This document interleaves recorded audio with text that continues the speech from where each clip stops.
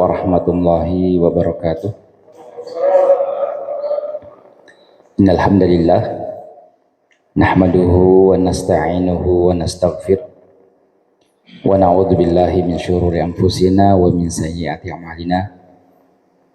May yahdihillahu fala mudhillalah wa may yudlil fala hadiyalah. Wa asyhadu an la ilaha illallah wahdahu la syarikalah wa asyhadu anna Muhammadan abduhu wa rasuluh.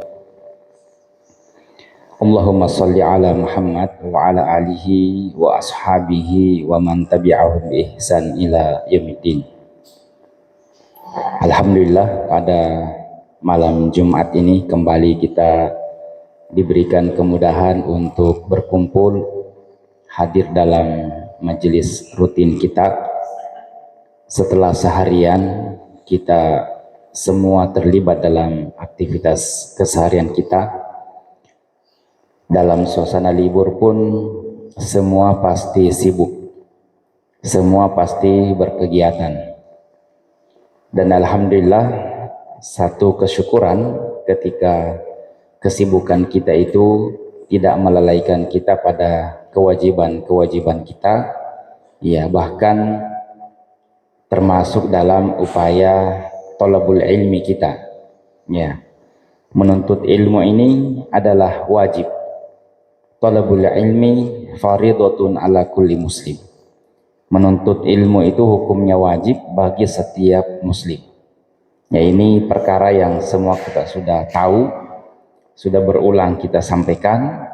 Tinggal bagaimana kita memanfaatkan media-media yang dengannya kita bisa menambah keilmuan kita. Ya, itu yang pertama. Yang kedua, ikhwas kalian yang dimuliakan oleh Allah Subhanahu wa Ta'ala, malam ini sebagai lanjutan dari kajian kita sebelumnya pada kitab Fiqhul Muyassar ini, pada bab bab sholatul janaiz, ya, wa ahkam tata'allaqu fiha, ya, bab tentang sholat jenazah dan hukum-hukum yang berkaitan dengannya. Pekan lalu kita sudah menjelaskan bagaimana tata cara atau bagaimana kaitannya dengan memandikan jenazah, ya, baik dari segi hukumnya, segi kaifiatnya, ya, ataupun hukum-hukum yang berkaitan dengannya. Malam ini insya Allah sebagai lanjutan kita akan sampai atau kita akan mulai lagi masuk pada persoalan mengafani atau mengkafani, ya. Tetapi sebagai pengingat, ya, bahwa materi ini kebutuhan kita, ini kebutuhan setiap individu, ya. Meskipun penyelenggaraan jenazah itu hukumnya fardu kifayah, ya, fardu kifayah dalam arti ketika sudah ada yang menyelenggarakannya maka gugurlah kewajiban yang lain, ya. Tetapi ikhwas kalian, mempelajari hukum-hukum janaiz ini hukumnya fardu ain. Jadi bedakan antara mempelajari dengan melaksanakannya, ya. Mempelajarinya ikhwas kalian ini menjadi perkara yang diantara perkara yang semua kita wajib ketahui, wajib pelajari, ya. Apakah nanti ilmu itu akan kita terapkan, akan kita gunakan dalam kondisi kita berada dalam atau mendapati ada masyarakat yang meninggal dunia, itu kembali pada kondisi kita. Boleh jadi ikhwas sekalian, ilmu itu wajib ain hukumnya untuk kita terapkan dalam kondisi misalnya tidak ada orang, ya, tidak ada siapa-siapa yang bisa menyelenggarakan, tidak ada yang bisa memandu kecuali antum, kecuali kita. Maka pada saat itu ikhwas sekalian menjadi fardu ain, wajib ain hukumnya buat antum, ya. Jadi nanti fardu kifayah ketika sudah ada yang menyelenggarakan, ya. Tapi ketika tidak ada yang menyelenggarakan, maka ketika kita berada di situ atau kita berada di tempat itu dan kita paham hukum itu, maka dia menjadi fardu ain pada saat itu buat kita, ya. Terlebih lagi ya sekalian, ketika kita diperhadapkan pada kondisi banyak di antara masyarakat kita dalam praktek penyelenggaraan jenazah ini masih butuh tuntunan, ya, masih butuh tuntunan.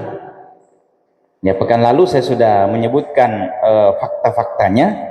Ya, ada yang mewudukkan jenazah dengan model menyiram-nyiramkan dari jauh. Ya, ada yang memandikan adalah orang-orang yang tidak thiqah, tidak adil, tidak yang dikenal sebagai orang yang berpemahaman agama baik, akhlaknya baik, ya.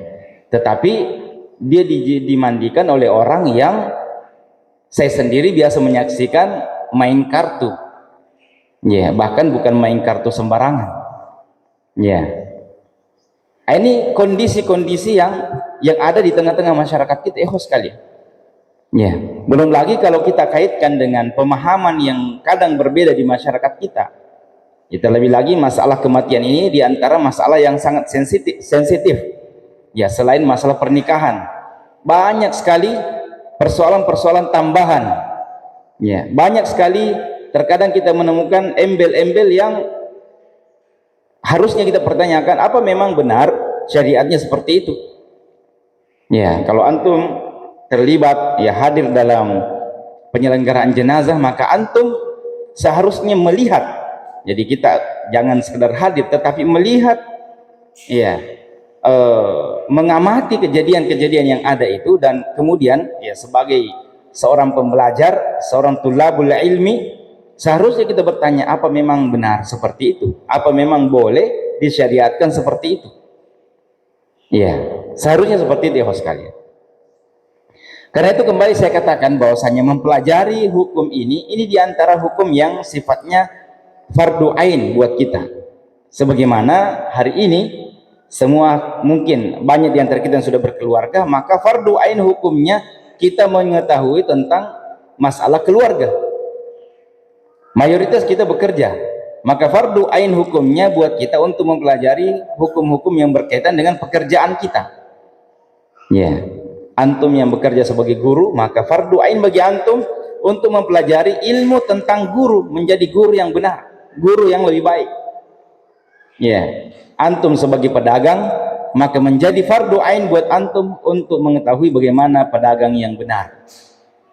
Ya, bagaimana pedagang yang benar, bagaimana hukum-hukum jual beli, bagaimana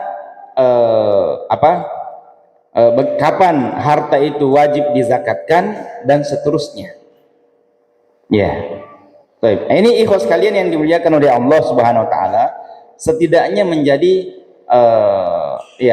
setidaknya menjadi motivasi untuk bagaimana kita mau mempelajari hukum ini. Ya, baik. Ikhwas kalian yang dimuliakan oleh Allah Subhanahu Wa Taala, hukum mengkafani ini berbeda dengan persoalan memandikan. Ya, berbeda dengan persoalan memandikan. Kalau persoalan memandikan, pekan lalu kita sudah sebutkan bahwa itu boleh dengan orang yang diwasiatkan. Jadi kalau seseorang itu berwasiat, ya, kalau saya meninggal nanti, maka yang memandikan saya adalah si fulan misalnya. Itu diantara wasiat yang boleh diikuti. Ya. Baik. Adapun mengkafani ikhwas sekalian, maka ya tidak ada wasiat, kecuali kalau misalnya, ya, calon mayatnya juga mengatakan, ya, kalau saya meninggal nanti maka yang menyelenggarakan saya. Dan definisi menyelenggarakan itu dari awal sampai selesai. Misalnya, ya kan tidak mungkin dia mengatakan yang memandikan saya ini, ya, yang mensolatkan saya ini, dan seterusnya. Kalau detail seperti itu, ya, luar biasa. Ya, tapi kalau ada pesan, yang menyelenggarakan saya ini, yang mensolatkan saya ini, dan seterusnya ini, ya, maka itu diantara wasiat yang boleh diikuti. Tetapi ya sekalian, dalam penjelasan kitab Fiqhul Muyassar ini, persoalan mengkafani berbeda dengan memandikan. Kalau mengkafani itu tidak disebutkan, yang mengkafani itu adalah diantara urutan-urutannya adalah orang yang diwasiatkan, itu tidak ada. Karena itu semakin pentinglah untuk kita ketahui kaitannya dengan mengkafani itu. Ya, semakin pentinglah. Apalagi ya sekalian, mengkafani ini ya itu kan biasanya apa ya, berada di daerah terbuka. Berbeda dengan memandikan. Ya, kalau memandikan kan biasanya tertutup. Kalau mengkafani terkadang berada di tempat terbuka. Ya. Meskipun juga sebenarnya baiknya itu dilakukan di tempat yang lebih tertutup dan tidak semua orang bisa ikut menyaksikan di situ, apalagi ikut mengomandoi. Ya. Ikut mengomandoi. Tapi lagi-lagi host kalian di masyarakat kita terkadang ya, karena tempatnya terbuka, ya ada yang menyelenggarakan sementara mengatur persiapan mengkafani, tapi ada juga yang ikut mengomandoi. Tidak begitu, kasih begini, ya, lain-lain caranya. Ya, kalau di sana tidak begitu. Ya, ada saja ikhwas sekalian yang begitu. Kita bisa menemukan seperti itu. Maka semakin pentinglah kita mengetahui.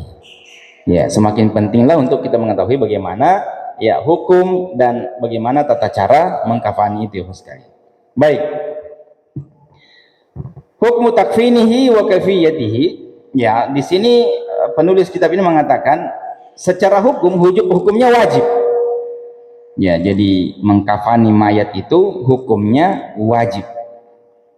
Ya. Kecuali host kalian, pekan lalu ada yang kita sebutkan yang tidak wajib dikafani, bahkan tidak perlu dimandikan, tidak perlu dikafani, tidak perlu disolatkan. Siapa ya host kalian? Orang-orang yang mati syahid dalam peperangan. Ya, bukan mati syahid dalam arti kategori yang lain itu, ya mati dalam kondisi terbakar, tenggelam dan seterusnya. Bukan itu, tetapi mati syahid dalam peperangan. Maka dia tidak perlu dimandikan, tidak perlu dikafani, tidak perlu dikuburkan, tapi dia tidak perlu disolatkan, tapi dia dikuburkan ya sebagaimana kondisinya. Ya, dalam kondisi berdarah-darah pun. Ya, baik. Ikhwas sekalian yang dimuliakan oleh Allah Subhanahu wa taala, ya. Begitu juga mengkafani ini, ya di sini disebutkan bahwasanya ada hadis Rasulullah sallallahu alaihi wasallam yang menjelaskan tentang orang yang pernah meninggal dunia dalam kondisi ihram. Ya, dalam kondisi ihram. Ya. Baik. Maka ibu sekalian, Rasulullah ya sahabat bahkan mengatakan ya waqfinuhu fi thawbain. Ya, Rasulullah mengatakan ya kafanilah dengan 2 lembar. Ya, kafanilah dengan 2 lembar. Ya. Meskipun ya sekalian yang wajib adalah satru jami'il badan, ya menutupi seluruh badannya, ya menutupi seluruh badannya. Ya, fa illam yujadu illa thawbun qasir la yakfi li jami'il badani ghatta ra'sahu. Ya, namun ketika kita diperhadapkan pada kondisi tidak ada pakaian yang bisa menutupinya, tidak ada kain yang bisa menutupinya, maka didahulukan menutupi kepalanya. Ya. Tetapi untuk hari ini host kalian ini boleh dibilang jarang terjadi. Ya, jarang terjadi. Alhamdulillah ya toko-toko banyak menyediakan. Bahkan hari ini ada toko khusus perlengkapan mayat. Ya. Baik, ada toko perlengkapan mayat. Ya. Yang tentunya di masa Nabi tidak ada seperti itu. Ya. Dan ini bukan bid'ah dalam arti syar'i, ikhwas sekalian. Ya, intinya menunjukkan bahwasanya hari ini ya sangat memungkinkan ketersediaan itu. Ya, sangat memungkinkan ketersediaan itu.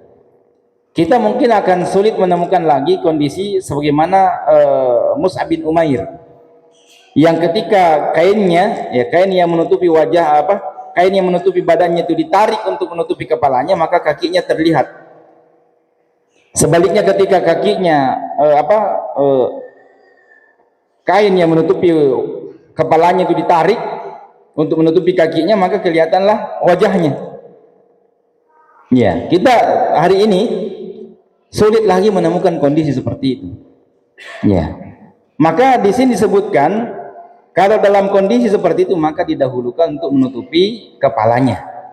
Ya, maka sebagaimana kepada kejadian Mus'ab bin Umair. Ya, waktu itu kainnya tidak cukup. Ya, padahal dulu Mus'ab bin Umair ini orang yang kaya raya. Ya, pakaiannya pakaian mahal-mahal. Ya, dan dengan kondisi itu pula Rasulullah Shallallahu Alaihi Wasallam menangis. Ya, baik. Ya, dalam kondisi seperti itu Mus'ab bin Umair berada dalam kondisi seperti itu, maka Rasulullah memerintahkan fa'amaran Nabi Sallallahu Alaihi Wasallam an nughatti ra'sahu wa an naj'ala ala rijlaini minal idhir. Ya, jadi Rasulullah memerintahkan untuk mendahulukan menutupi kepalanya. Ya, baik. Ikhwas sekalian yang dimuliakan oleh Allah Subhanahu wa taala, adapun orang yang ihram, ya, maka ya ketika dia wafat dan di sini disebutkan tidak perlu ditutupi kepalanya. Ya, tidak perlu ditutupi kepalanya. Ya. Baik. Kaitannya dengan mengkafani ini, ikhwas sekalian, ya, mengkafani ini beberapa hal yang penting untuk kita ketahui. Yang pertama adalah selain daripada hukumnya tadi, ya, kemudian siapa yang bagaimana ketika kondisi pakaiannya kurang, ya, adalah termasuk diantaranya jumlah lembaran kainnya. Ya, jumlah lembaran kainnya. Ya, dalam kitab ini disebutkan perbedaan antara ya laki-laki, mayat laki-laki dan mayat perempuan. Ya, perlakuannya dibedakan dari jumlah kainnya. Ya, baik. Untuk laki-laki maka ya diperintahkan untuk 3 lembar. Ya, 3 lembar, dan itu tidak termasuk dengan baju. Artinya tidak ada baju. Ya, baik. Suatu waktu saya pernah mendapati, host kalian, ya, bahkan dibuatkan celana. Ya, padahal mayatnya adalah ya laki-laki, kemudian dibuatkan baju. Ya, baik. Dalam kitab ini disebutkan cukup 3 lembar dan itu tanpa dibuatkan baju. Ya. Adapun mayat wanita, host kalian, maka disebutkan dengan ya 5 lembar. Ya, 5 lembar.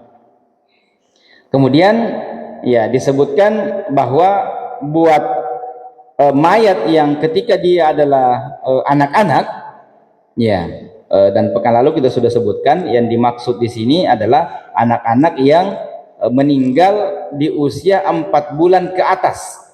Ya, mayat yang meninggal 4 bulan ke atas itu yang diselenggarakan.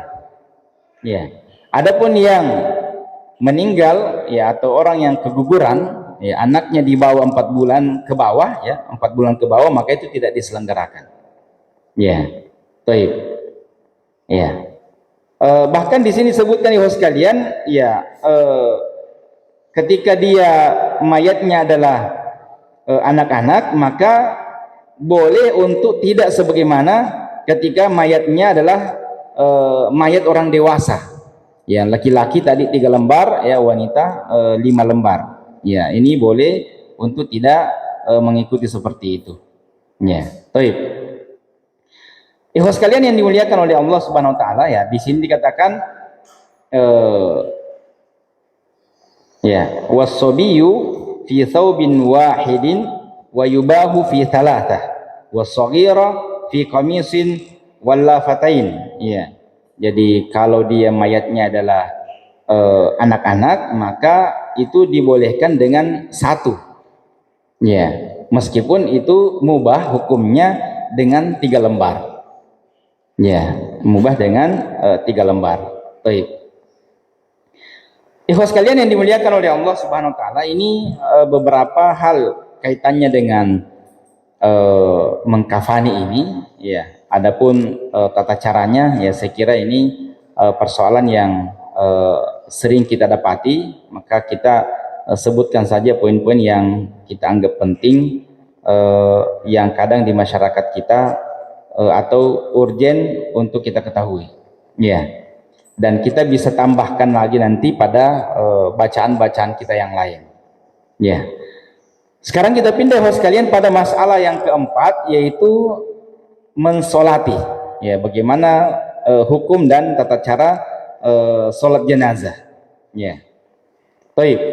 Yang pertama host sekalian, ini hukumnya fardu kifayah, artinya kalau ada yang sudah menyelenggarakannya maka yang lain tidak perlu lagi, ya. Cuma saja untuk kita ingat adanya keutamaan buat orang yang disolati dengan jumlah yang banyak, jumlah setidaknya disebutkan 40 orang ahli tauhid, ya.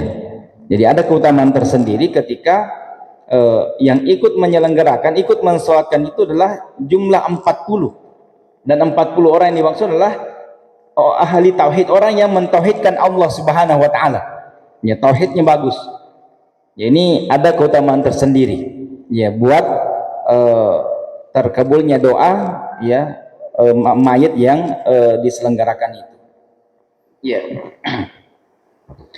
Karena itu bos kalian, kalau kita melihat di masyarakat kita, ketika kita menghadiri penyelenggaraan jenazah, ketika tiba saatnya mau disolatkan, ada kalanya yang ikut mensolatkan itu hanya beberapa orang saja, ya, hanya beberapa orang saja, ya. Entah karena ketidaktahuan atau ya merasa bahwa ya sudah cukup, ya. Betul bahwa itu adalah hukumnya fardu kifayah, tetapi ada keutamaan tersendiri, ya, ada keutamaan tersendiri ketika banyak yang ikut mensolatkan, ya. Baik. Jadi meskipun ini fardu kifayah, tetapi ini tetap perlu untuk kita pelajari dengan keutamaan itu. Terlebih lagi host sekalian, ya, ketika antum hadir di tempat itu dengan penampilan antum, ya, dan masyarakat paham tentang latar belakang antum, aktivitas antum selama ini, tapi tiba giliran sholat jenazah tapi antum tidak ikut, ya, itu justru masalah, itu justru tanda tanya bagi masyarakat, ya.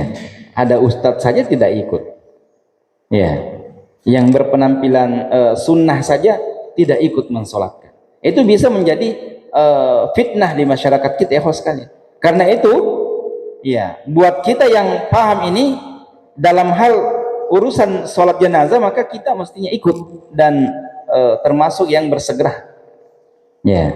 Baik, ayo. Jadi hukumnya, ya host sekalian, adalah fardu kifayah, ya.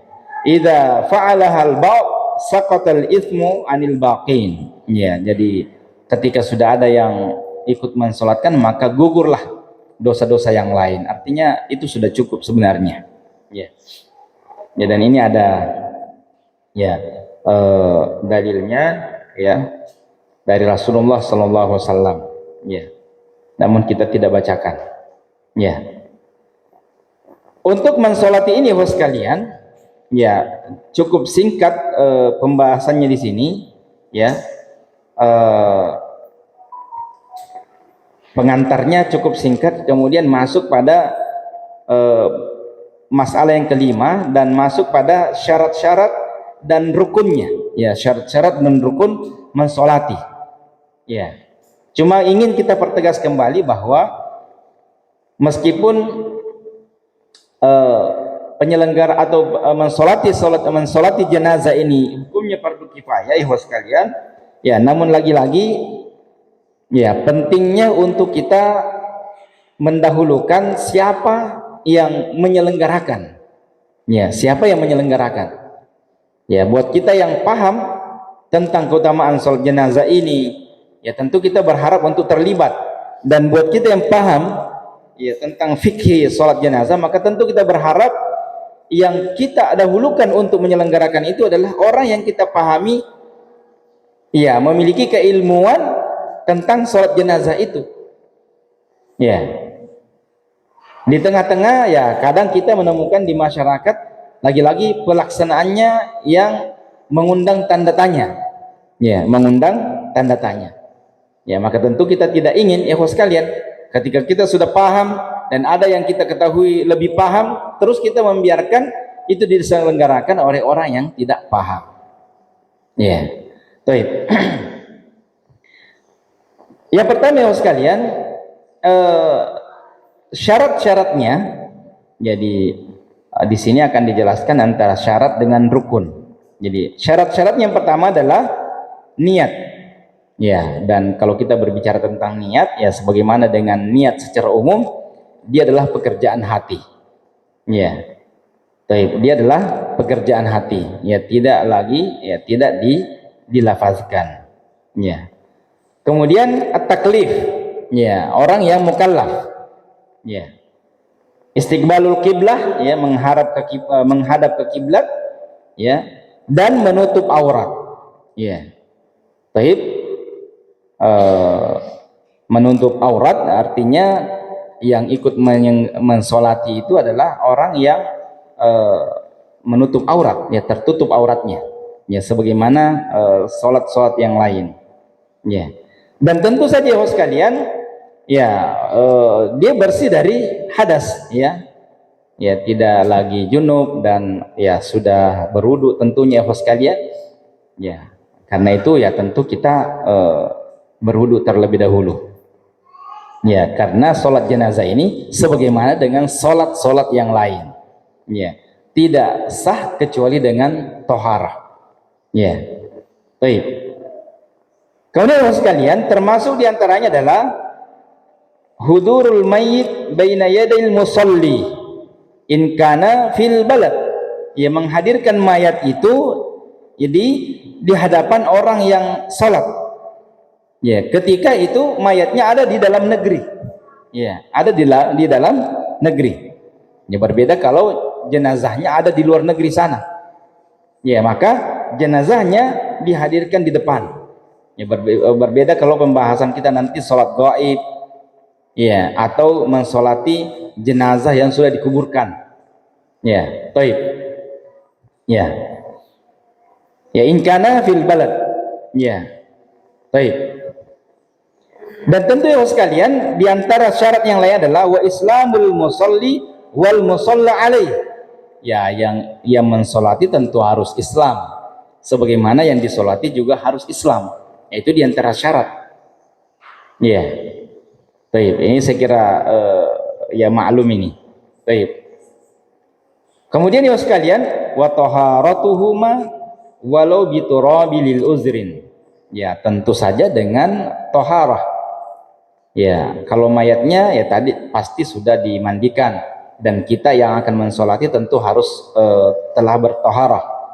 Ya, buat yang uzur untuk berwudu, ya maka juga boleh tayamum, ya boleh tayamum, ya jadi semuanya yang menyelenggarakan ini adalah syarat-syarat yang harus terpenuhi, ya. Adapun rukun-rukunnya ya sekalian, ya dan sebelum ke situ ya sedikit kita ulas kembali, kita ulangi apa perbedaan antara syarat dengan rukun. Ya, apa perbedaan antara syarat dengan rukun? Kedua-duanya harus ada ya sekalian. Kedua-duanya menjadi syarat sahnya ibadah itu. Jadi syarat, ya ini adalah syarat sahnya. Begitu juga rukun, ya terpenuhinya rukun dalam suatu ibadah itu, dia juga adalah syarat sahnya ibadah itu. Ya, baik. Yang membedakan ya sekalian, syarat suatu ibadah itu dia adalah prasyarat sahnya ibadah, tetapi dia tidak melekat dengan ibadah itu. Ya, dia tidak melekat dengan ibadah itu. Ya, karena itu misalnya syarat sahnya sholat misalnya pakaian bersih dari najis, ya. Kemudian kita sholat di tempat yang suci. Itu diantara syarat, tetapi itu tidak melekat dengan ibadah itu sendiri, tetapi mungkin berkaitan dengan tempat, mungkin berkaitan dengan pakaian, ya. Itu yang dimaksud dengan syarat. Adapun rukun ya sekalian, dia sesuatu yang harus ada dan menjadi syarat sahnya ibadah itu, dan dia melekat dengan ibadahnya, ya.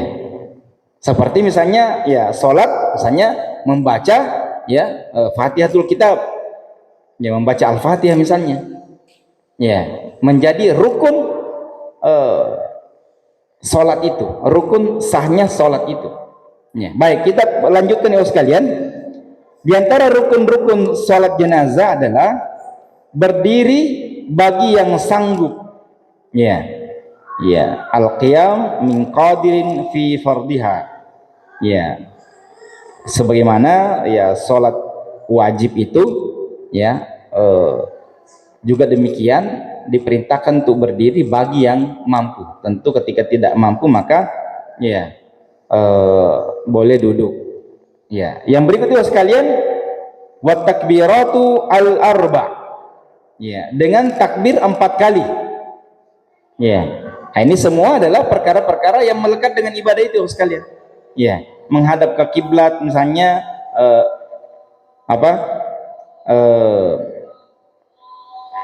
berdiri misalnya, itu terkait langsung dengan ibadahnya. Kemudian bertakbir 4 kali, ini perkara-perkara yang melekat langsung dengan ibadahnya.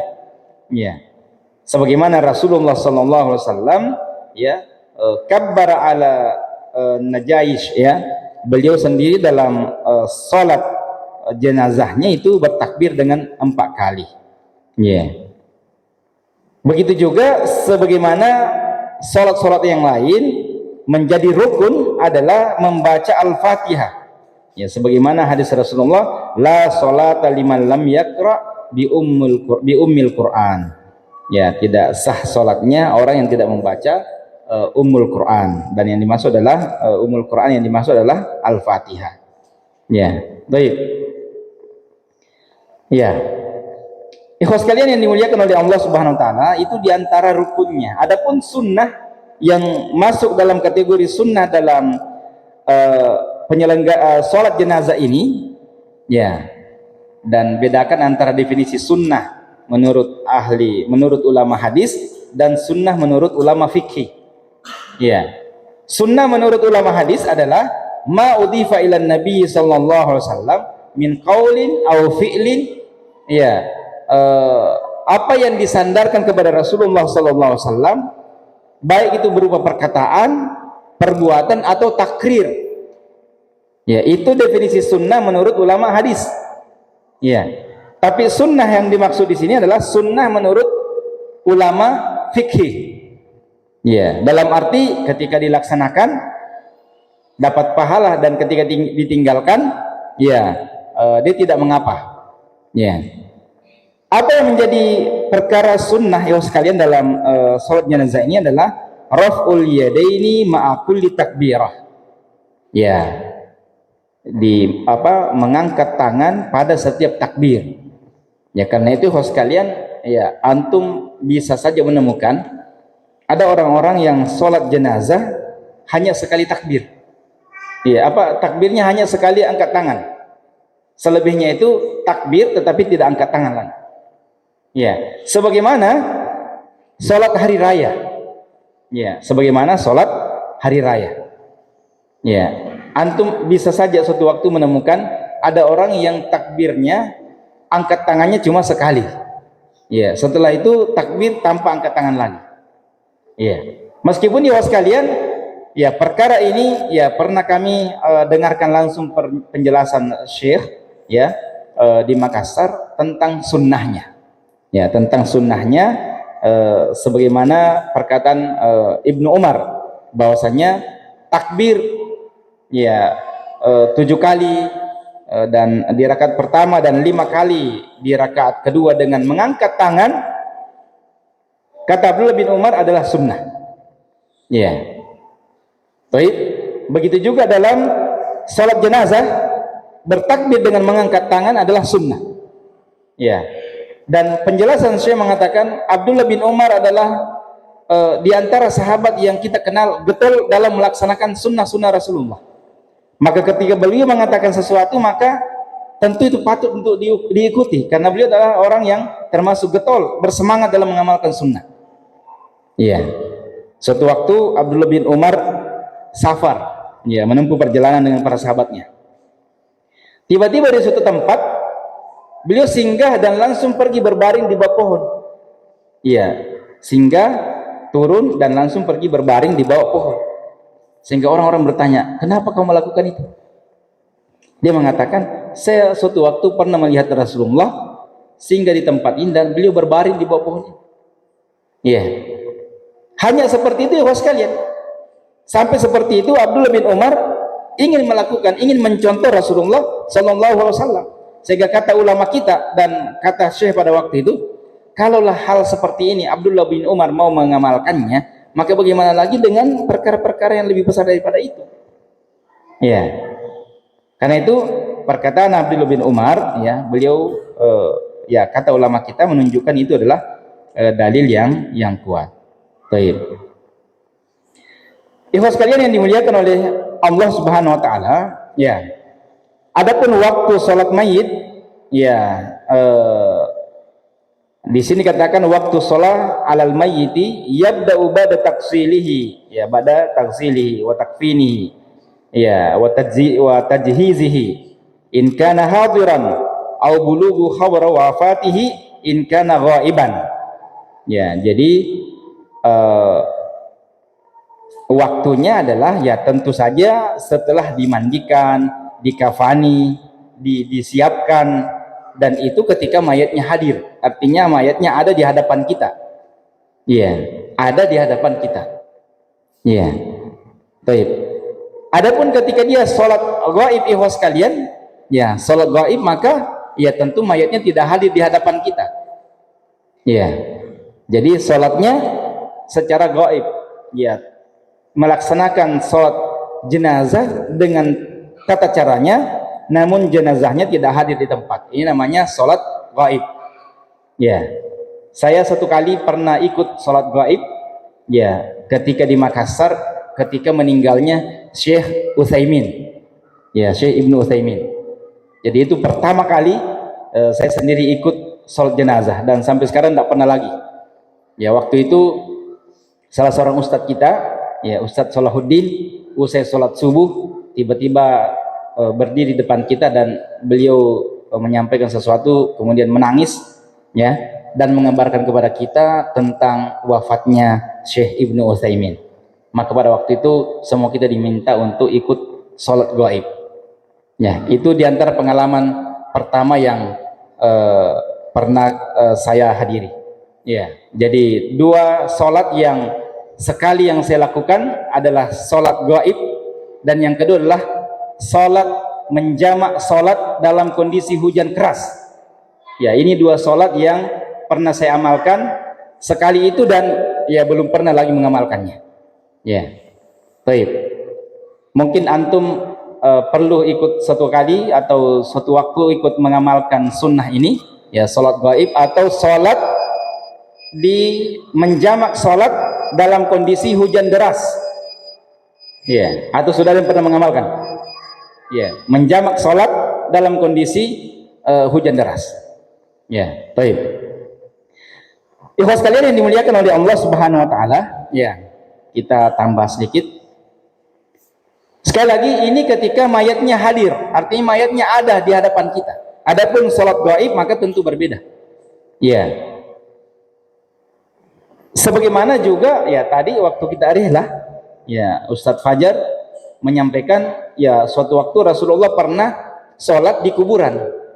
Ya, ketika meninggalnya Ummu Mihjan. Ya, Ummu Mihjan itu adalah tukang bersih-bersih masjid Rasulullah Sallallahu Alaihi Wasallam. Ya, seorang ibu-ibu yang rajin membersihkan masjid Rasulullah.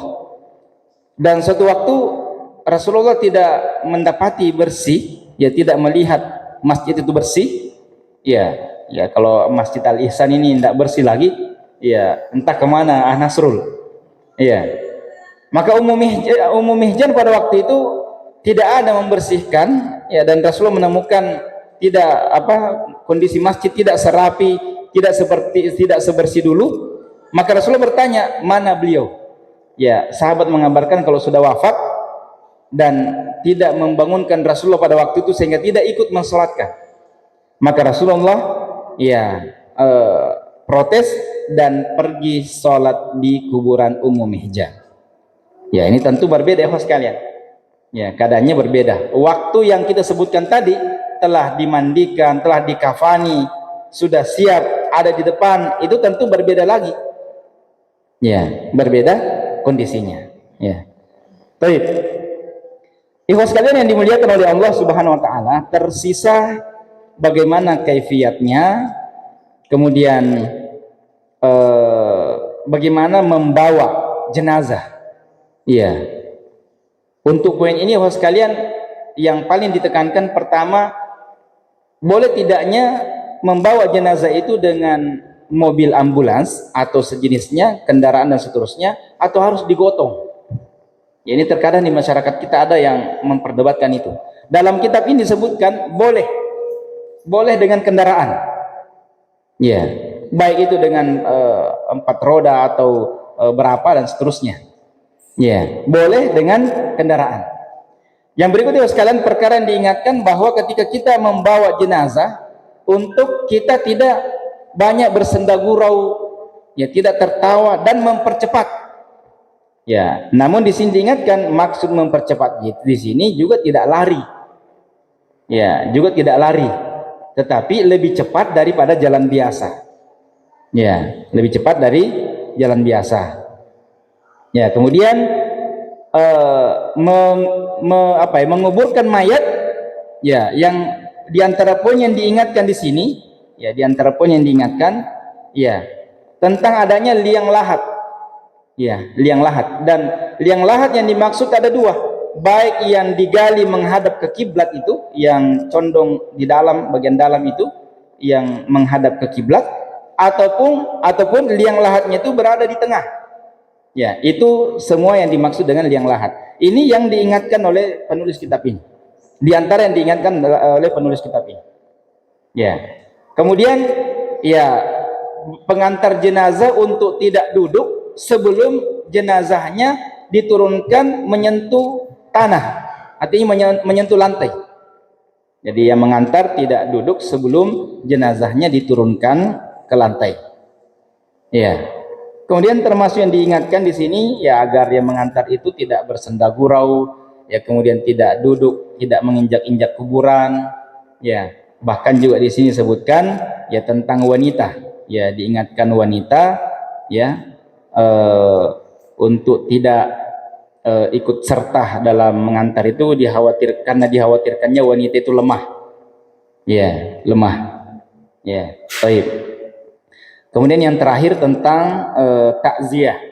Ya, tentang takziah ini yang diingatkan di antara poinnya, ya, saya langsung pada titik-titik yang ditekankan, ya, bahwasanya takziah yang dimaksud di sini adalah menghibur keluarga mayit, ya, menghibur dalam arti menyabarkannya, mengajaknya untuk tabah, ya, kemudian membantu musibahnya dengan membawakannya makanan, ya, jadi dibawakan makanan, ya, karena itu kalau kita mau mengamalkan sunnah, seharusnya kita yang membawakan makanan, bukan orang itu yang datang makan-makan di situ, tetapi kita membawakan, ya. Kemudian, ya, dalam kitab ini sebutkan juga tidak ada sunnahnya untuk berulang melakukan takziah itu.